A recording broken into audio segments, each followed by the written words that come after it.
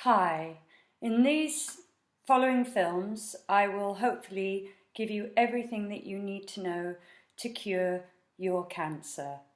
Just before we start, I just want to make a little note that's personal from me to you, and that is I am just a woman.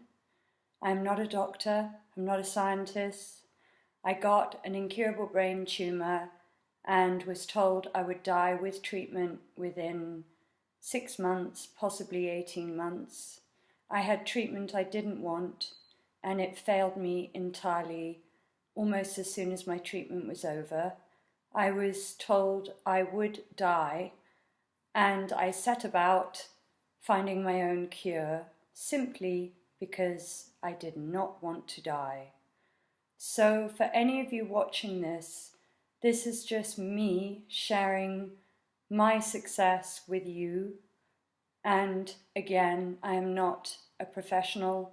I am a human being that found something that worked very well for me, and I hope and believe works on multiple cancers. I won't touch on the types of cancers that can be treated. They'll be in a list on this page. Not all cancers can be treated, but most of the major cancers can. So that's the good news. What I will do in this section is really go through how I started and what you should do in the beginning when you're searching for cannabis. So in that sentence, when you start to look for medical cannabis, if you're not in a country such as America, where it is only legal in some states, it is obviously medically legal in, I believe, Germany and Greece. And in my country, it is not legal. And I took the personal risk. I did go to the government and I did tell them what I was doing. And I did ask them not to treat me like a criminal. I was just a woman who was trying to treat her cancer. And that's my situation in the country that I live in. Unfortunately, I am not a cannabis dealer. It's every man and woman for herself. But where there's a will, there's a way. I had myself no idea where to get this from. And I would advise you do what I do. You go online and research or find cannabis and make your own oil. I can leave films and help people with how you know you have a good source. One thing I will tell you, point blank, is I'm very against a version of cannabis called skunk. I personally wouldn't touch it at all. It's hydroponically grown and has a lot of chemicals to make kids as high as they can be. In my opinion, this is not what you should be using to treat your cancer. What I would suggest in the following is that you do this. You go and look for a good source. You would definitely need CBD oil. If your tumor or your cancer is below a grade 1 or 2, you should be able to successfully treat your cancer with CBD oil.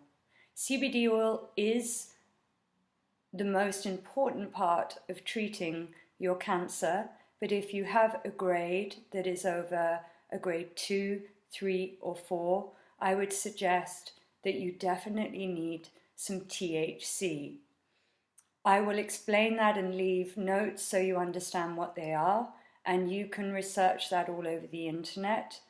But most of the time people need a 1-to-1 ratio. So that's a 1-to-1 ratio, 1 of CBD to 1 THC. If you cannot find a source, you have to find the cannabis and make your own medicine. There are lots of things on the internet to help you know how to do that. In my desperation, I tried it myself, and with no knowledge, I managed to make some quite successfully, and I will leave videos later on if the law allows me to do that. But for now, I am just sharing my own experiences with you in the hope that you have the same success that I do. So, once you have your medical cannabis, what I would suggest you do is to make sure it's the right color. Now mine comes in a tincture. I'm just going to grab that here. So mine is just in a bottle, which may confuse some of you. It's exactly the same as cannabis oil. Mine is just set in a little bit of pure alcohol to make it a little bit easier for me to take it. It's exactly the same thing. Don't let it confuse you. Some people set it in an alcohol suspension, and most would just make the cannabis oil and it will come in a syringe. Each one is different, but generally if you have cancer and you want to start your treatment, firstly you want a good sort of brownish with a little bit of green color to your oil. If it is a very, very, very bright green, I would be suspicious that that would have been made by what I mentioned earlier, which is skunk. You want a good 1970s Jamaican cannabis, in my opinion. It's very good. It's how cannabis is supposed to be and how it was in the 70s. You do not want to treat your cancer with a hydroponic plant because it's already about 20 times stronger, and when you turn that into an oil, you will just be way too high. And that isn't the point of this. The point of this is not people getting high or recreational. This is about curing your cancer. So, once you get hold of your cancer and of your cannabis, excuse me, and you know it's a good source, then you can get started. So what I tell every single patient that comes to meet me, or I speak to, whether it be on Skype or Facebook or wherever, I tell them to take about a grain of rice or the length of a fingernail. So a grain of rice is about so long. You can go and have a look at a grain of rice. You want to squeeze that out of your syringe if you have medical cannabis, and you need to build up as quickly as you can to about 8 grains of rice to 12 a day. The first 2 weeks you take this, yes, you will be extremely altered. Not extremely, you will be altered, and it may be a big shock to your system. It was a bit of a shock to my system, although I was used to this as a healing plant before. I'd never taken the oil, but I had taken cannabis before myself. Just another note on that, when you smoke cannabis, it cannot cure your cancer. You need to ingest cannabis oil to cure your cancer. So once you get your first grain of rice, or you squeeze out the amount of a grain of rice, you want to take that first thing in the morning.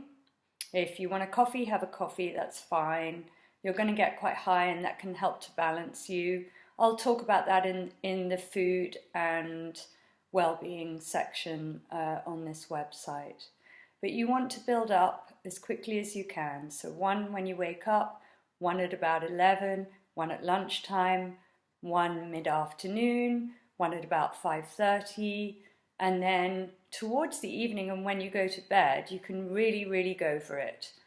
Rule of thumb is take the most at night because you're sleeping, you're resting, and the medical cannabis works best on your body, your brain, and your cancer when you're asleep because you're resting. So that's my big tip. You won't get up very quickly in the morning, but I can assure you after dealing with standard treatments, you wouldn't have gone anywhere on those treatments. And I've had both, and one was awful and one was great. And I'm talking about the one that was great for me today, for you. So you do have to build up on your medicine. The quicker you can do that, the better for you.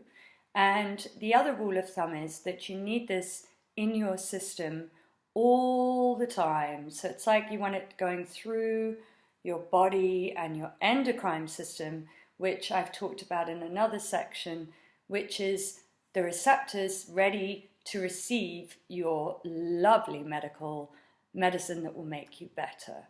So you want that in your body all the time, all day long. You can't run around, you can't do what you used to do. You have to commit to this, in my opinion, for a good 3 months. You want to treat your cancer properly as if you were in a hospital system, although you don't want to be in a hospital system because they're rubbish. But you do have to treat this as a serious, proper treatment.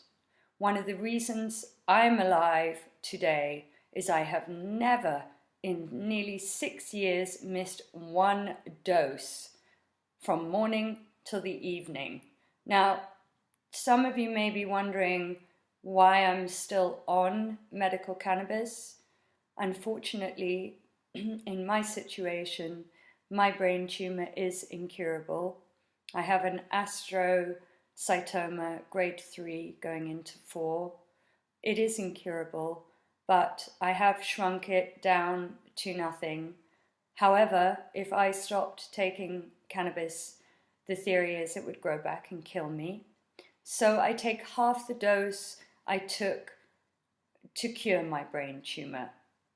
Brain tumors in general need more than any other cancer because they're in the brain. But the good thing about brain tumors is cannabis slips right into the blood-brain barrier and works brilliantly. The other thing you should know, as I said at the beginning, is that you have a cannabinoid system from the day you're born. And so when you get sick, what your body's really crying out for is medical cannabis. So if that makes sense to you, if you already have CBD receptors in your body from the day you're born, and it's in mother's milk too, when you get sick, the best thing for you is medical cannabis, in my opinion, and from all of my research and work over the last 6 years. So that's very important for you to understand, that you start off with a grain of rice, build up to 8 grains of rice a day. If you can take more, take more. The more you take, the more you're treating your cancer. Rule of thumb, the more you take, the more you're treating your cancer. If you take a little bit too much, you will fall asleep. This is not a bad thing because it's a brilliant medicine and it basically tells you that you've had enough. You can get a little bit of nausea if you take too much THC. If you experience this, just don't have any for half a day and you'll come right back down to normal. The biggest shock for your body and your system will be in the first 2 weeks that you take this. I advise you have friends or family or somebody around you to help you, but I do advise you take a little bit of exercise every day. It doesn't have to be huge, just a walk. It's good for the mind, it lifts your mood, and it's nice just to go out. So everything in moderation, but do everything that's good for you.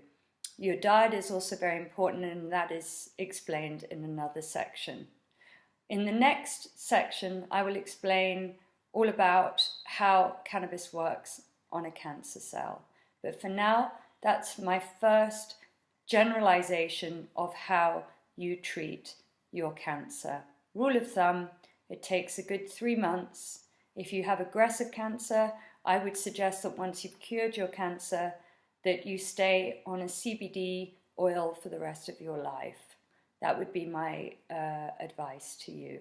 In my case, if you do have an incurable brain tumor, you do need to stay on a lower dose, a maintenance dose, for the rest of your life. It's very important that you do that. Anyway, I'll leave this for you to ponder over today, and I will keep adding videos as I think of things, and as I think of things, I'll share them with you. But for now, good luck and love powers.